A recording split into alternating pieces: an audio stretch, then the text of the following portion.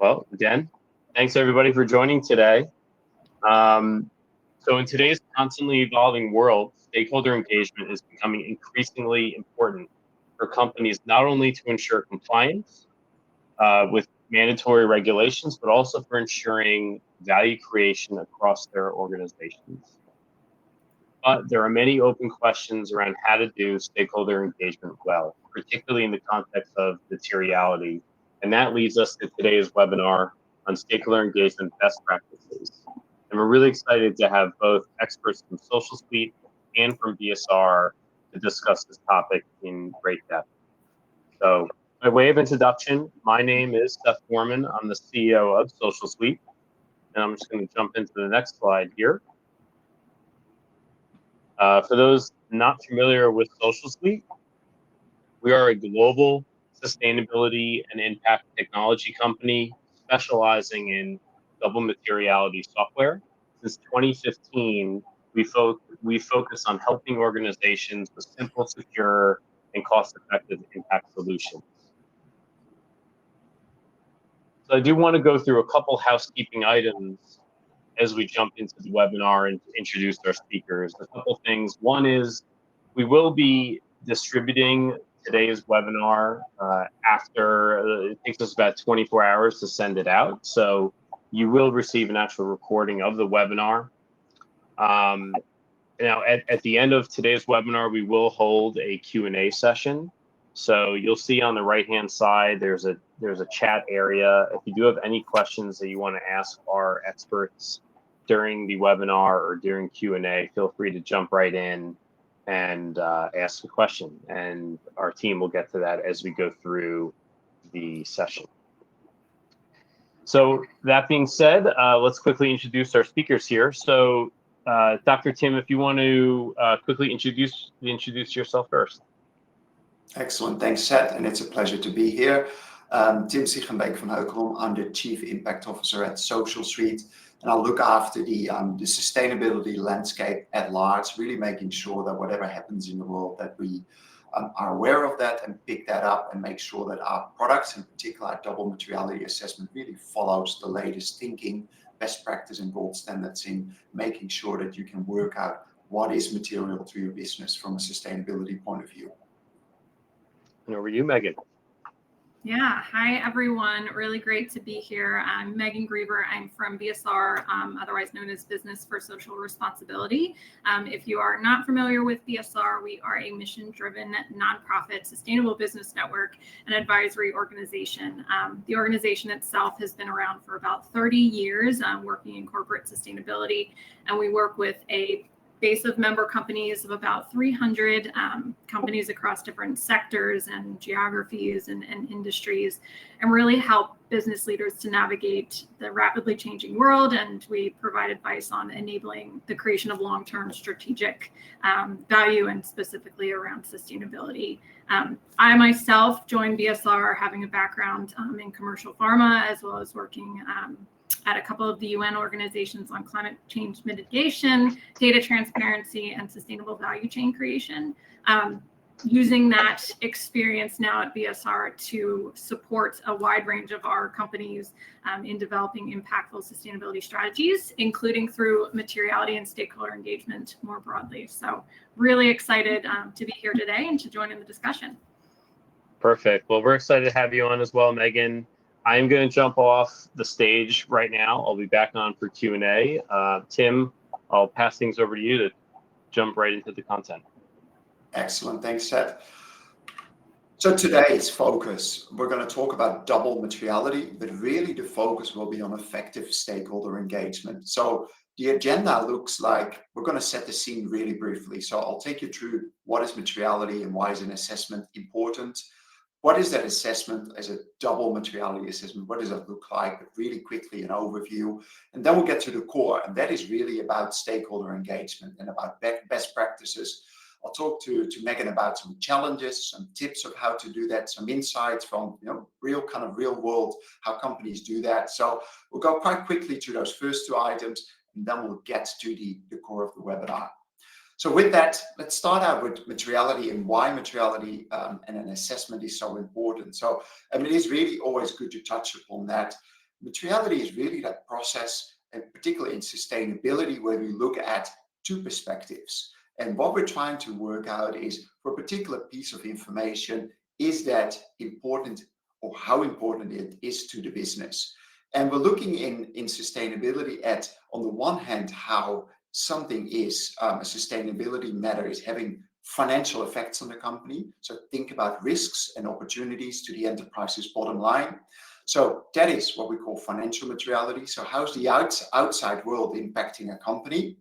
But there's also the company itself, and how is that company impacting the world? And that is then, what impacts is it having on people and environment across its own business, but actually the entire value chain it's operating in. That is what we call impact materiality.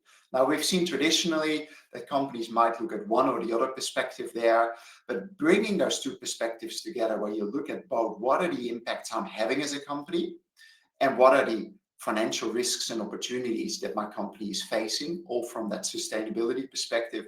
That is today what we call double materiality, and you'll hear that increasingly.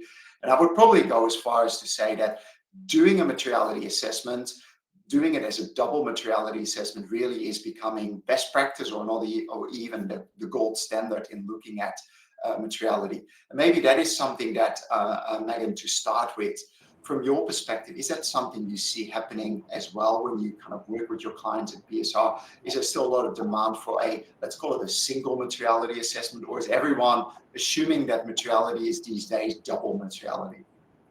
Yeah, I think, so a couple of things. I think we're seeing a rapid shift, and we have been over the past 3 years, to doing a double materiality. Some of the other frameworks out there, so, for example, GRI, which looks at the external component of, impact materiality and the impact on society and the environment.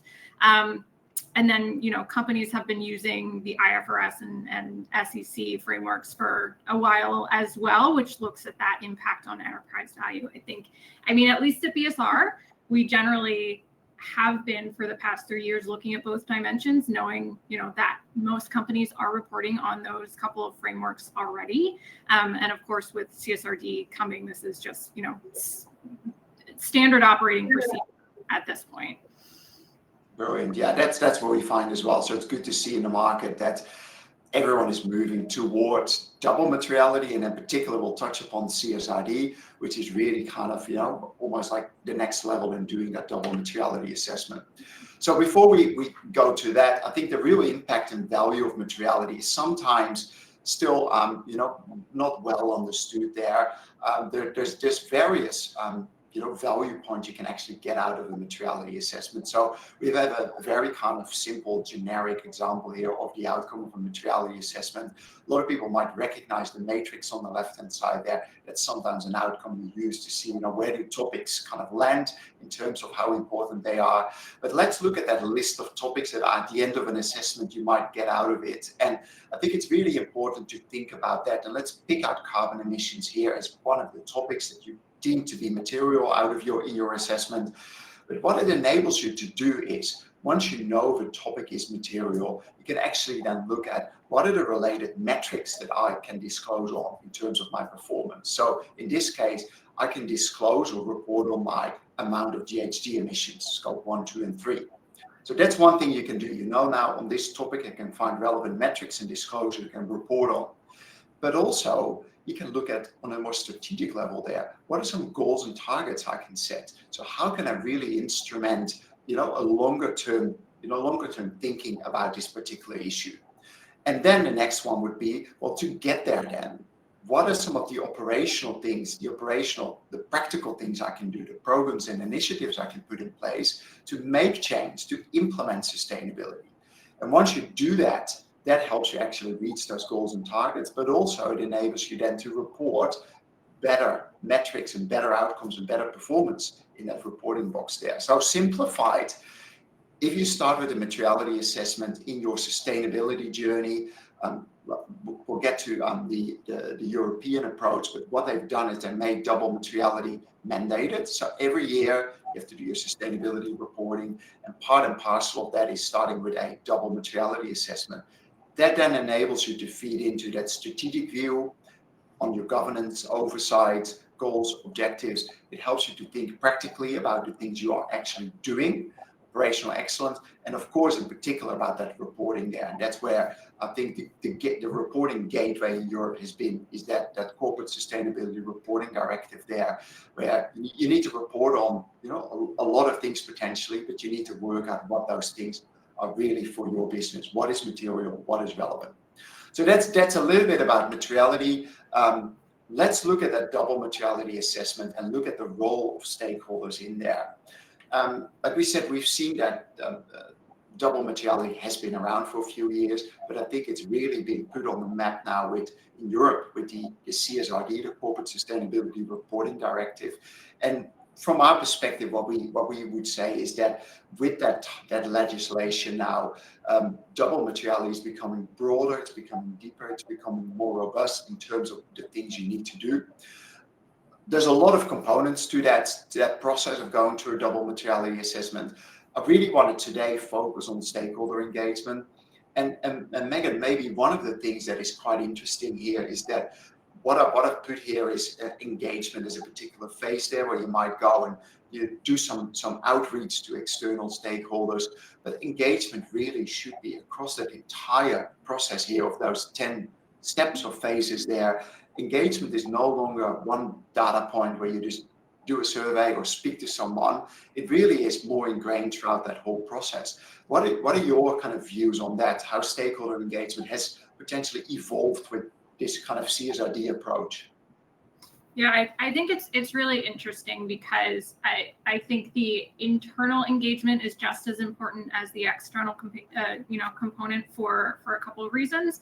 One, if you're thinking about just an organization in general, the employees are affected stakeholders. They have they live in local communities. They are impacted by the environment and things like that. So you can really get a perspective from them on what that external impact of a company is, as well as in addition to understanding what those internal components are.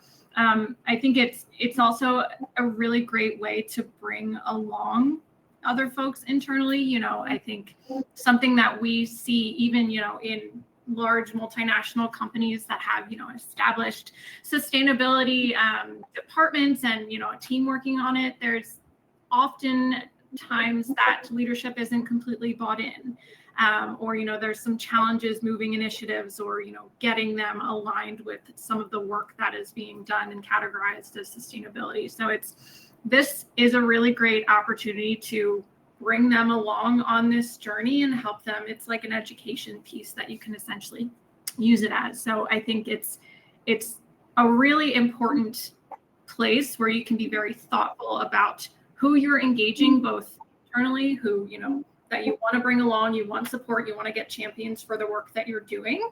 And I think that's just as important as getting that external perspective and making sure you're engaging the appropriate folks externally as well.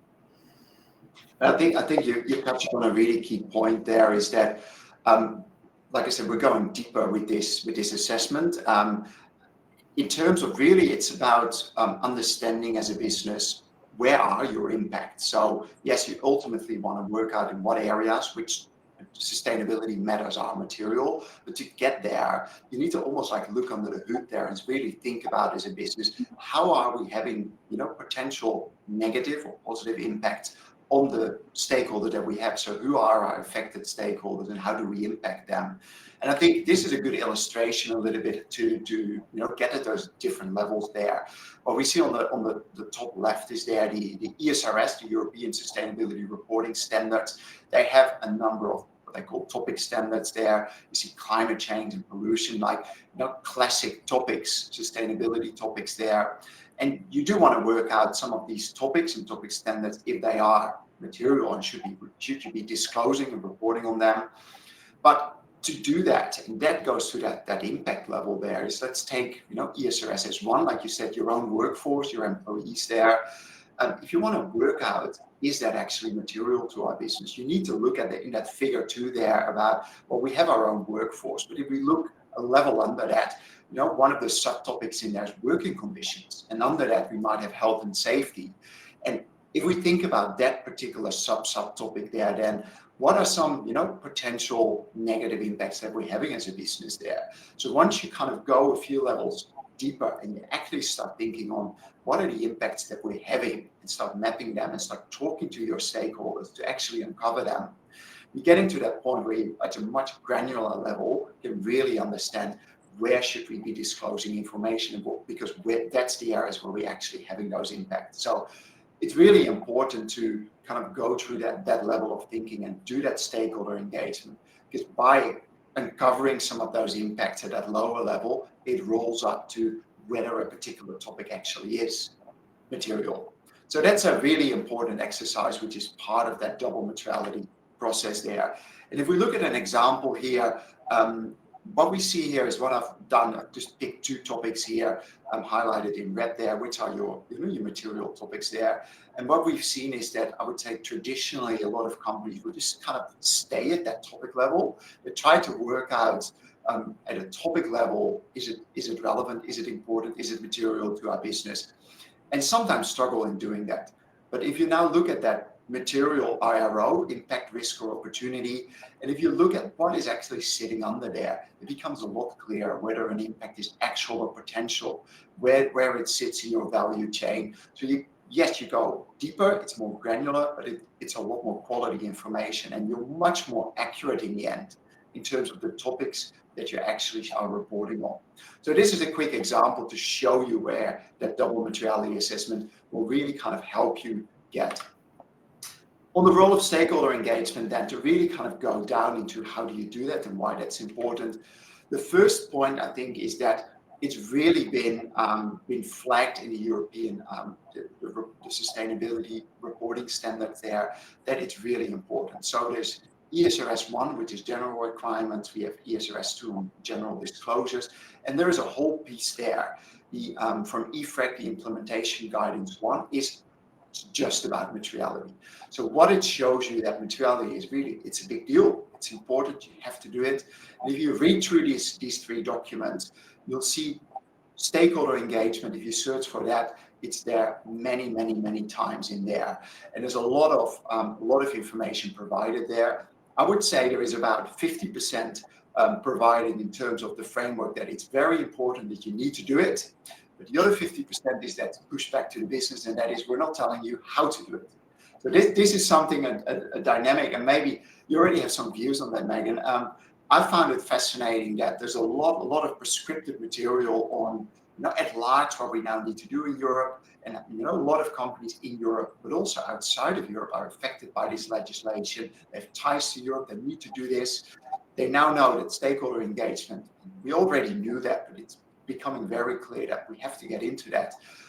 But how to do that is pretty kind of left up to a company. What are your thoughts on that?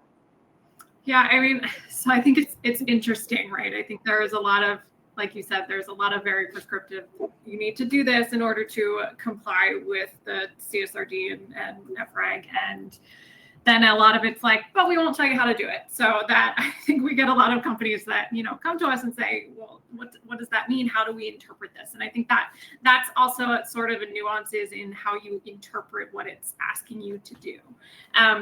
So the interesting thing I think about the stakeholder engagement piece is that, Tim, like you said, ESRS does not mandate specific behavior on that stakeholder engagement, but it does somewhat assume that you're doing this due diligence, outside of this. You're doing stakeholder engagement as part of your regular due diligence, that you already have mechanisms set up. And whatever that is should be informing your stakeholder engagement for your double materiality. I think this will, down the road, if you're familiar with the CSDDD, the Corporate Sustainability Due Diligence Directive, a lot of acronyms, that is where that is really essentially underscored, and that sort of more gives you a directive on how to do that stakeholder engagement. For the time being, since that's not companies don't have to comply with that at this very current time, although that is coming very soon. I think the CSRD assumes that you are just doing due diligence otherwise. So it's not prescriptive, and we do get a lot of questions on how to interpret these very vague directions that have been passed down. So let's look at that then in a bit more detail. And then, like we spoke a little bit already about why engaging with stakeholders.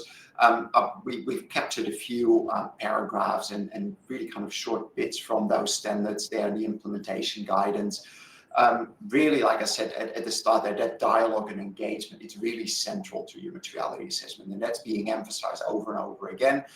And what that really means is that you can't just have one person in your business decide what's material. So, and we have seen that previously, where what we'd like to call the captain's call is someone in the business would just like look at sustainability topics, pick a handful and say, that is material. Like, it needs to be informed by dialogue and by engagement with your stakeholders. And yes, some of them will be internal. You'll learn a lot from them. There's also a whole set of external stakeholders. And like what we said is that they really help you with the identification of both the positive and negative potential impacts there. Of course, there is also about risks and opportunities, and often you get a bit more kind of internally, a better view from the internal stakeholders on that. It's also not just the identification, it's also really understanding the severity of particular impacts and the likelihood that they will happen. And in particular, and I think that is already going a little bit to what you flagged, the CSDDD on that due diligence, that will really kind of, down the track focus on, environmental degradation, human rights violations, or human rights in particular. And that's why that's really important to not just identify, but also really think about, like, how do we classify potential impacts? Are there human rights violations, or potentially really think about that? And then ultimately, it's really about transparency as well in your consultation with stakeholders. So it's really important. And that goes through that whole, if you think about back in school, you had algebra, the teacher asks you for the answer, and you give the answer, and they're like, well, how did you get there? And that is really with double materiality, your stakeholder engagement. They also want to know what you did and how you did it. It's not just like we engage with stakeholders and here are the results. It's who did you engage with? How did you do that? So a lot of this transparency is part and parcel what you have to report. So make sure that you document everything. Keep notes. If you have communities and you've got community liaison officers, record everything. Who did they speak with and when, and capture photos. And like, especially if you're large footprints there in communities, make sure that you capture a lot of information, but also internally. So there's a lot of like these components that are really important. But in terms of the main stakeholder groups that CSRD, but it kind of pulls apart, there are two main groups that they say. There's the people who can affect or can be affected by your undertaking. So there's that the first group, affected stakeholders, the people you have potential actual impacts on. And then there's the group what they call the users of sustainability statements, primary users of your general purpose financial reporting. So there can be a lot of stakeholders still, from your investors to banks, to analysts, academics, civil society. So when you produce your information, they might use that. There are two key groups. You need to go out, engage with them, but there's a few key things also to consider that kind of a bit more mixed throughout those European standards and implementation guidance, and really key things I think that to touch upon there. The first one is like that, you can't always talk to every affected stakeholder. So credible proxies of subject matter experts are really important as well. Do you have any insights on that, Megan, about how would you generally use proxies in that sense, and how important are they? Yeah, I mean, it's really helpful to engage a credible proxy if there is an instance where talking to someone or contacting them might put them in danger, especially in instances where there's a some sort of human rights risk, or there's a conflict area or something like that. But it's still incredibly important to understand that perspective and point of view. So where you can't speak with those people, finding that credible proxy or someone who can speak on their behalf, some sort of advocate, is really critical in getting that perspective that you might not get because you can't contact that individual or affected party. Yeah, good point. And what we've seen as well, sometimes there are language barriers or groups of people that don't want to talk to you. There's some societies in which there's still strong kind of dividing lines between kind of males and females, and then only the men are allowed to speak as elders or representatives of the community, but you do want those female views as well. Like, how do you get them? So sometimes you have to work with proxies, or you have to really work with subject matter experts as well, where the community might tell you a lot about how water is polluted, but let's get some experts in and actually, do the measurements and talk to them about like how that works. So you need to get a wide variety of views there. So that's a really good point. And I think you already touched a little bit about this on the second, about silent stakeholders. Sometimes there are groups that are, that's silent, that you can't engage with because of risks, or they can't speak with you. But there are also other potential groups like nature and future generations, groups that are, harder to engage with in that sense. So quite important to keep that in mind as well. Do you have any insights on that? Like, how do people deal with those groups? Like, how do you represent nature or future generations in that sense in doing stakeholder engagement? And nature is an interesting one because ESRS has identified that specifically and called nature out as a silent stakeholder. And that's, one that they have specifically pointed out, that nature can't speak for itself. In instances like that, where, there is no proxy to really speak for nature, unless, you are engaging a, environmental expert or, of that nature. You can also supplement that with some research, potentially from credible sources. And I think that is a really helpful way to sort of bolster up that perspective, especially for nature. We do have scientific evidence out there. There's research, it's well documented, it's peer reviewed, it's credible sources that you can use to sort of supplement some of that information. I think that's a really helpful way to get some of that perspective where maybe you can't speak to that affected party if it's something like nature, which does not have a voice for itself. But I think it's a matter of just sort of thinking through, okay, I can't talk to this person or stakeholder group for whatever reason, and trying to identify, okay, well, is there something credible? Is there scientific research that can back this up and sort of help to give that data without actually speaking to or engaging with that person specifically? I think that's a really important way of looking at it as well, that stakeholder engagement, yeah, ideally it's, it's dialogue and you interact with people, but sometimes you can't, but it can still be stakeholder engagement if you rely on particular pieces of research or reports or, data sets. Another key point is that what we see with CSRD is that it's really now making you look across your full value chain. Mm-hmm. So whereas, we've seen traditionally some companies kind of be more inclined to focus on their own operations and maybe not so much on the supply chain and downstream, it is now really set in stone. You have to look across that full value chain. And what that means is that it's also interesting to think about, and you touched upon this earlier a little bit, about that difference between internal and external stakeholders as well, that some companies, intrinsically look at their own operations, but that's really important as well to go far and wide there across that full value chain. In terms of identifying impacts, risks, and opportunities, like sometimes it helps to try to visualize it, and sometimes it makes it more convoluted. But what we try to do here is to demonstrate that value chain a little bit, really kind of simply, with that green box being the company, with its own business activities in there. You have some stakeholders there, but you also have those upstream relationships and downstream relationships. And then there are those risks and impacts that the company is facing, the impacts, positive and negative, that the company is having. And you are trying then to find across that full value chain the people that you can engage with, or the views that you can capture in that double materiality assessment to get to those questions. What are the impacts from particular business activity on you as a stakeholder? The same for, do you identify sustainability related risks and opportunities? And ideally you want to make those questions really focused on that stakeholder. So one of the things, and we'll look at that in a moment as well, is that with that engagement, try to be really targeted and focused on where does this particular stakeholder live in my value chain? What are the areas that are relevant to them? So there's no point asking a stakeholder about, downstream about an issue upstream.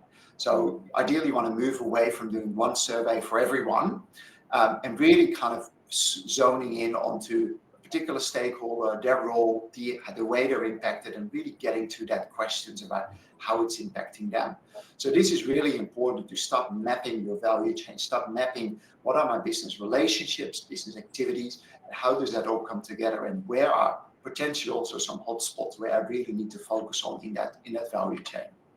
So getting to that point, then once you kind of map that out, how do you actually do that engagement? How do you conduct stakeholder engagement? We've already flagged that ESRS explicitly, they do not mandate specific and behavioral stakeholder engagement. So we're left to our own devices there, but we've been doing stakeholder engagement for years in materiality assessments throughout companies. So in that sense, there's a lot of ways already, existing stakeholder engagement channels and communication you might already have in place that you can just tap into. So it's thinking about, at that first step, what do we already do?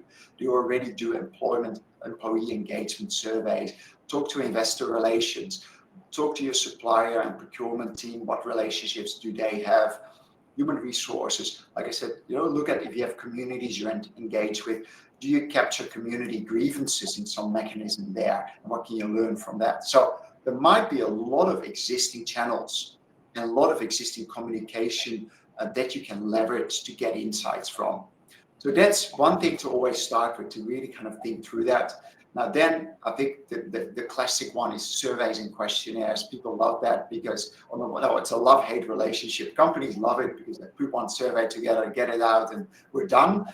But on the recipient end, it's like, this is not a survey. Here's 80 questions I need to answer. Most of them I don't understand. So that is really challenging. We'll talk about that in a bit more detail. How can we make these tools effective? Interviews and focus groups are a really effective way. They're more time intense because you're putting someone apart, you're talking to them, you're really trying to go deeper, more qualitative, but you can get some great insights there. So a combination between your targeted surveys and interviews is always a really kind of good way of drawing out quantitative and qualitative insights. But to your point earlier, Megan, sometimes you really need to just kind of, almost like do a bit of educational change management there, like bring the board or management along to make sure they drive that whole process. So if you do want to do a survey in your business and people, randomly get a survey, they have no clue what's happening, they're likely not to fill it out or don't know what to do with it. So if you really drive a top-down approach there, where you make sure that, your management and leadership are really across this and are championing it and can explain that, down the business, why it's important, why you're doing it, it can really make a difference there. And you already touched upon the direct insights, research reports, analysis. So there's a lot of tools here. And the next slide, we'll go into how to make them a bit more effective. Any particular views on from experience? What are some of the main challenges that you've seen around using some of these tools? Yeah, I think, a couple of things. So I think that the interviews, focus groups, anything in person are the single most valuable piece of a double materiality. You really get to engage with people. You get to understand that nuance of exactly what is happening. You get to hear in their own words, and I think that's incredibly valuable. The challenge with that is a couple of things. One, if you don't have internal teams bought in, sometimes it is hard to get on calendars. If you're trying to get on the calendar of the C-suite as well, their calendars are booked, months in advance. So that's also been a challenge. Just to scheduling, frankly, is a huge issue in that. I think too, it's really helpful. You can use those internal interviews to do that education piece, which is really helpful. If you know that your CFO is maybe not as versed in sustainability and you have the chance to sit down in front of them, you can use some of that time to really create that connection, help them to understand what is going on, what this process is, and help them to think about how financial components actually really do relate to this process and what you're doing. I think the most challenging thing, I will underscore it, is, if you are reaching out to external experts, external folks, getting them to respond if you're doing some sort of cold outreach is really challenging. It's really helpful to go through, if you already have an existing relationship through your procurement department or, someone else in the organization to help them create that connection, you're much more likely to get a positive response there. I've had, instances where we've just been really challenged to get external groups to talk to us. And even, with the company that we work with, even with them doing, some of the legwork there as well, it's sometimes a little disheartening, but you can use some of those, other indirect pieces where you're, looking at research or maybe some big data tools to help you sort of supplement some of that. So I think while the one-on-one touch points are critical, it is somewhat challenging sometimes, and I think that can cause, I've seen that delay some DMA processes or double materiality processes just because, it's just sort of dragging that out. And I think the other thing too is that surveys, if they are targeted and they are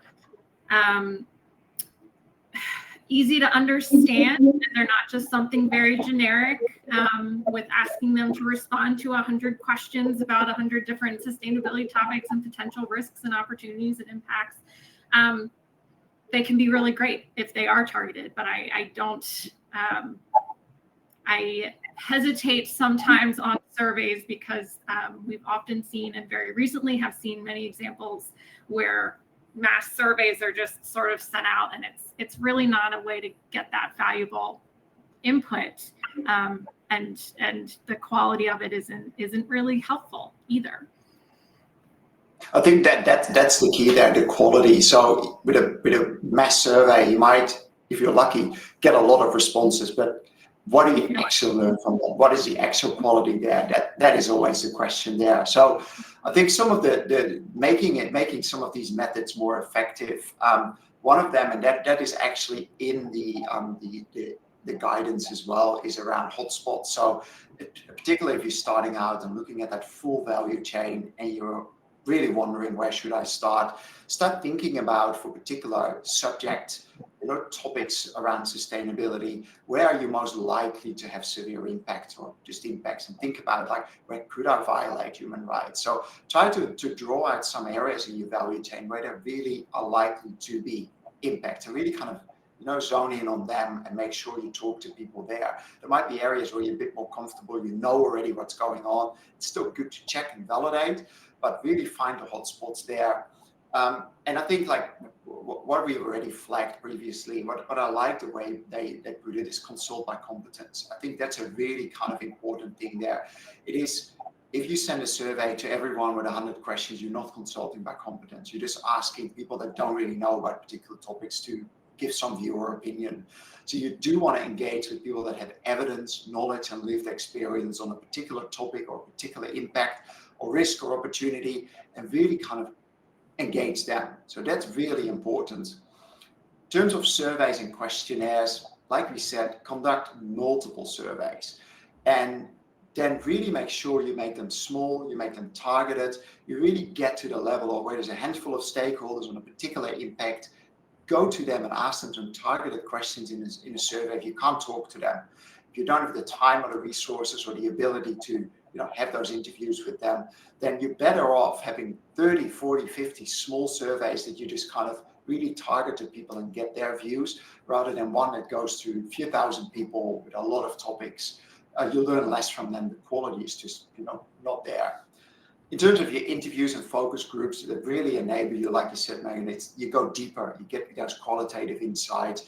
And in particular, if you consult by competence, you talk to the people that have that lived experience or that subject matter expertise, you'll learn a lot from them.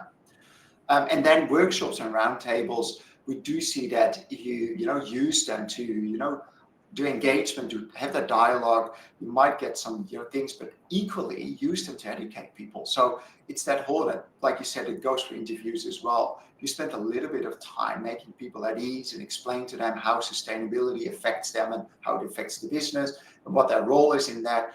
Spend a few minutes on that. it really helps them to better understand what's expected from them and really talk to the point that you're actually trying to learn. So any particular things that stand out to you, or anything you can add from your experience, like how some of these engagement strategies and methods can be made more effective? What are the things where you feel that companies can get the most value from?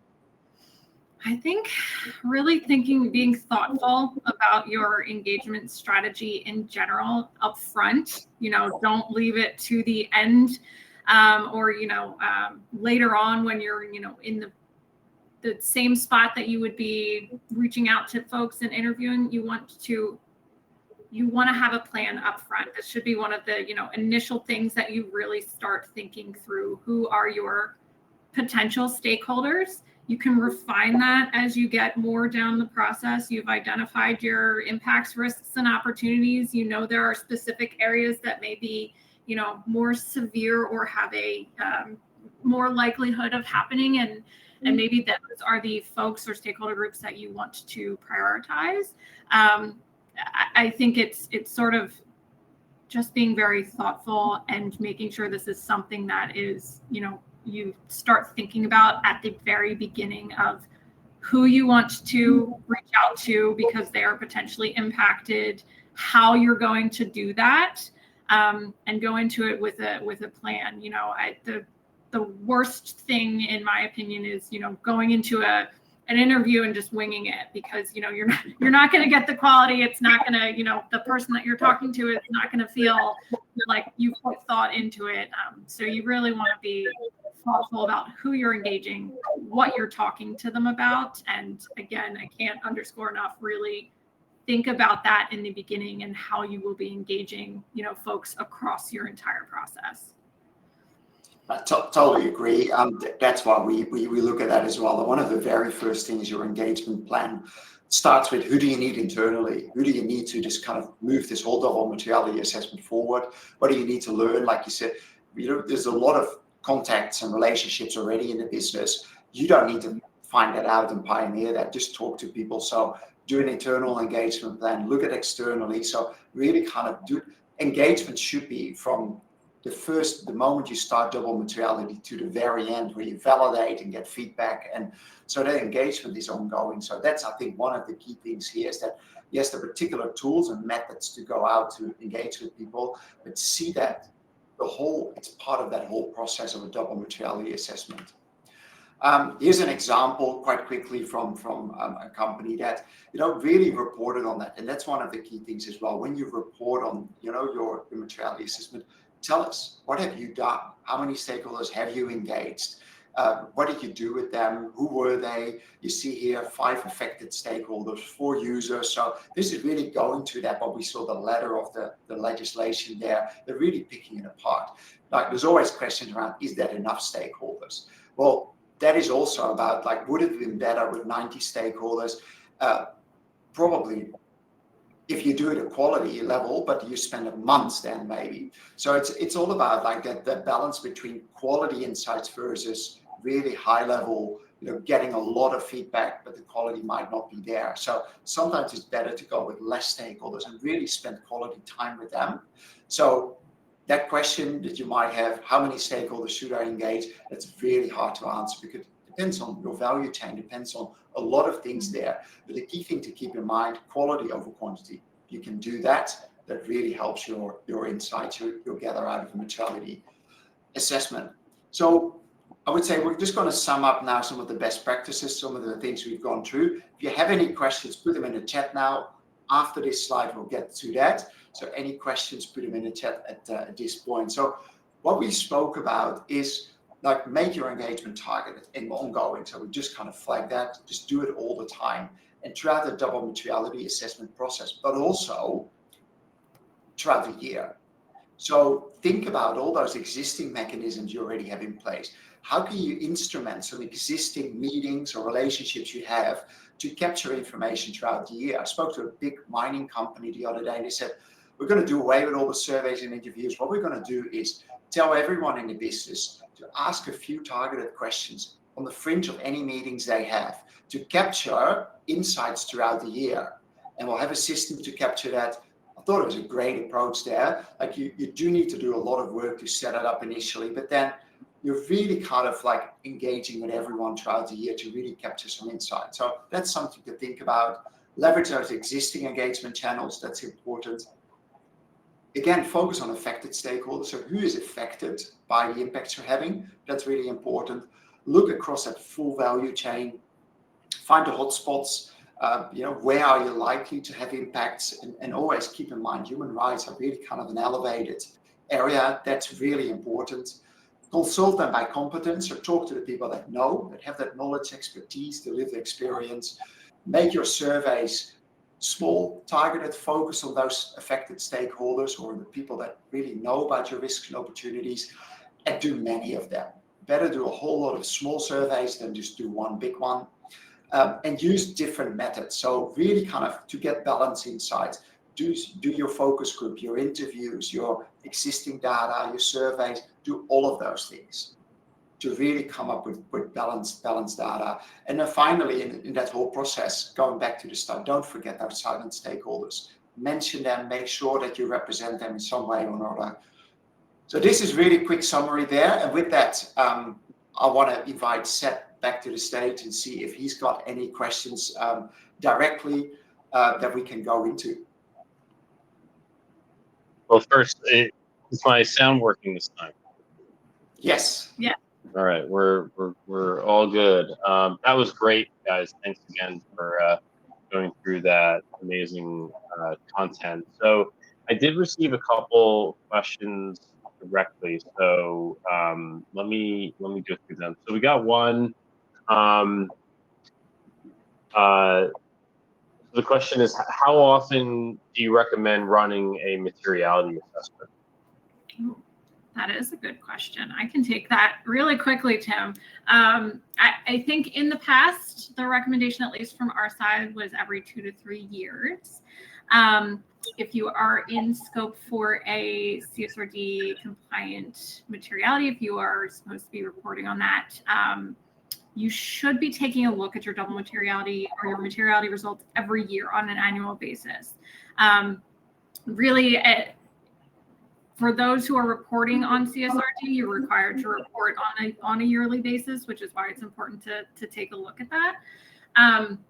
It doesn't necessarily mean that your responses will change if things have, if your statements from the previous year are still valid because there's been no major business change, you haven't made any huge acquisition, there hasn't been a huge shift in the market, you haven't lost or gained a huge vendor or supplier, everything might be the same. So I think the general rule is to take a look at it on a yearly basis. If there are some really big triggers like an acquisition, a vendor shift, a global pandemic, perhaps, it's likely a trigger to do another double materiality at that point. But have a process to at least review your results on a yearly and annual basis.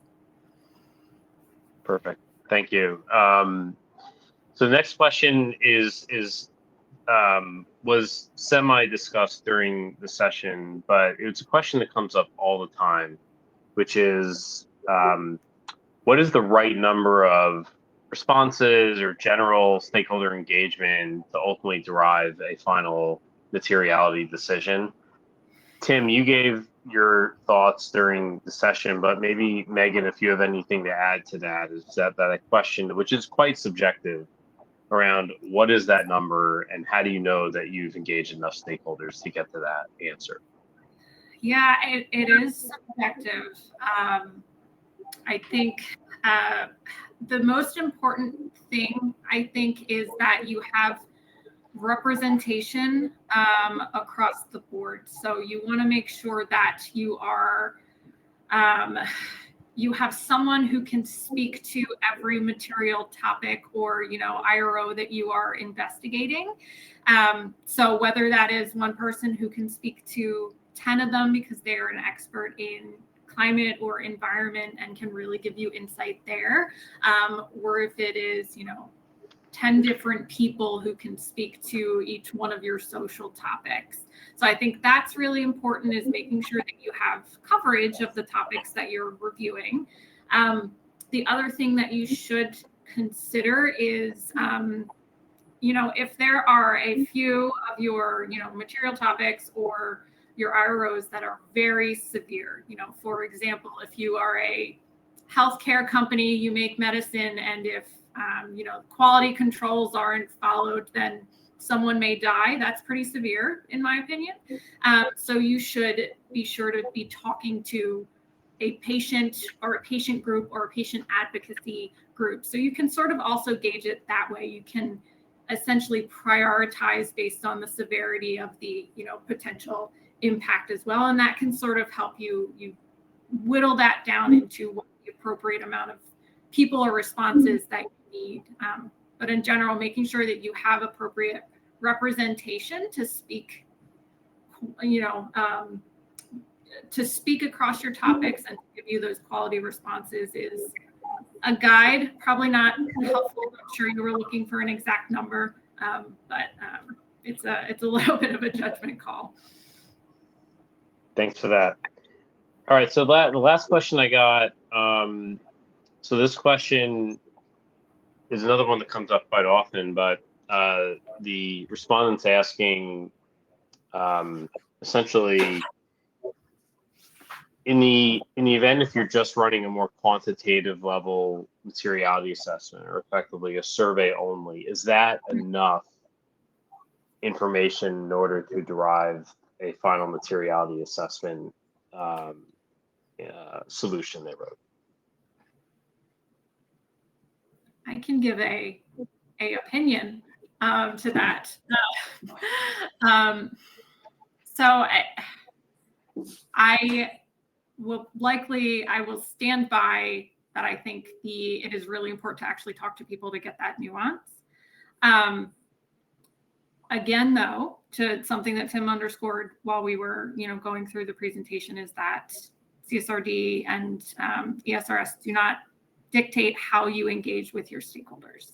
So because of that, the survey could be enough. And, I think we've seen companies who that's the route and that's how they engage. And there's nothing to say that that's not the appropriate approach. In terms of best practice, I would encourage, engaging beyond a survey as well. And I might be biased, but I really like that portion of a materiality. It's the most interesting piece, I think, where you really get to talk to people and you get to understand that nuance beyond what a survey, will give you. To Tim's point, though, if we can get down to a more targeted survey approach where it's not just something blanketed and, massed sent out, maybe we'll see a shift in that. But I don't know that I can confidently say that I see, direct interaction, not becoming as valuable, even if we do get to that, more targeted point. Tim, I don't know if you have any additional thoughts there. So what we've seen is that in particular, when you flag if you've done your double materiality assessment, you run it in the second year, and there's no material changes in your situation, we see that sometimes there are some targeted surveys that go out to just do that validation or that pulse check around. We don't want to run the full exercise this year because there's no real changes in the situation, but we do want to go out with some targeted surveys to just make sure that we capture anything that we might have missed, but we're pretty confident we know where things are. That could be a good use case potentially. And I think to your point where if surveys can become really a lot more of them targeted, really focus on stakeholders, on what you want to understand from them, it could work. But I think ideally it is that balanced mix. You want to really feed in a lot of the different data sets and points you have. And yeah, surveys are one way of capturing data, and there's a lot of other ways that we've gone over today. If you can bring them together, that would be best practice, yeah. Perfect. Thank you.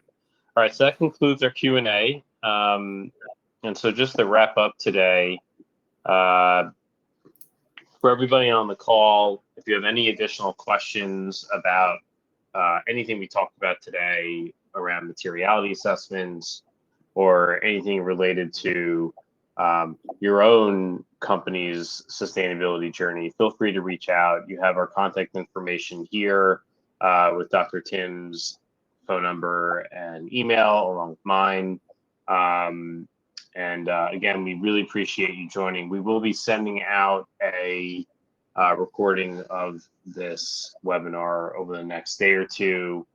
And please do continue to look for other different types of webinar content that we'll continue to do on a minimum a monthly basis. So again, thank you so much for joining today. And again, thanks, Megan, for sharing all of your insight during today's session. Yeah, thanks for having me. Thanks, everyone. Perfect. Thanks, everybody.